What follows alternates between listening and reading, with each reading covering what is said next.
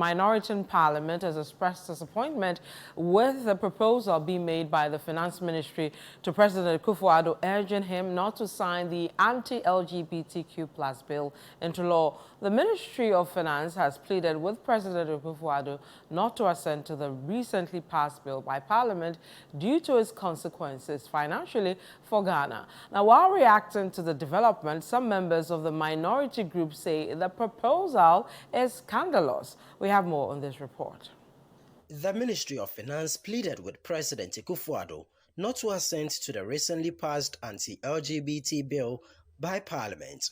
In a press release on Monday, March 4, the Finance Ministry cautioned that approving the bill could result in significant financial consequences for Ghana. According to the Finance Ministry statement, Ghana stands to lose a substantial amount of World Bank financing, estimating a potential loss of $3.8 billion over the next 5 to 6 years. Some members of the minority group in Parliament, in an interaction with journalists, expressed disappointment with the proposal. He should be concerned about the moral decay of this country. He should be concerned about the impact, the negative impact that LGBTQ will bring to bear on us if we allow it to go on. He should be concerned about the children yet unborn and their future.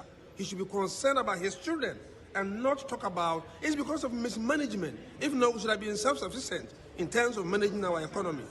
And so we should be looking at it rather than talking about what people do to us.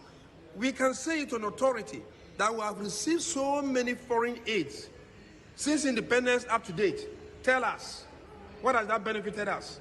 I am disappointed that we do not see this as an opportunity to galvanize the collective strength of our citizens and sympathizers to show that we can indeed live beyond aid, especially when that aid is tied to a way of life that is alien to us as a people. Ghanaians have always been a proud people. I agree when the former finance minister said so, and I agree now that we have always been a proud people. The majority leader, Alexander Penyamaken, however, says the bill is yet to be submitted to the president for his assent or otherwise. He called for a test of the legality of the bill passed by the House. The bill went through several amendments. It has to be tidied up. And then thereafter, the clerk would have to authenticate it. And after the authentication, the speaker would have to certify. It's when all these are done that the bill is forwarded to the president for his assent. As we speak, as a leader of the House, I can say on good authority that we've not completed the process. So the public needs to know this so that a certain impression is not created out there that Parliament has transmitted the bill to the presidency and all. I believe that we would have to test the law on it and see.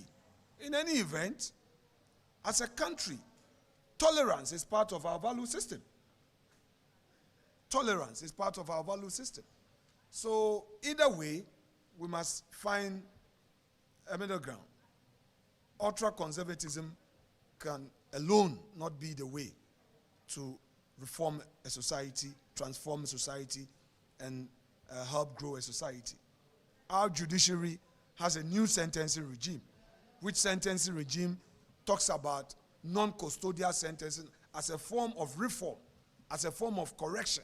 And we know that the conditions in our prisons do not help in achieving that object of transforming, that object of correcting, that object of reforming people with such behavioral traits.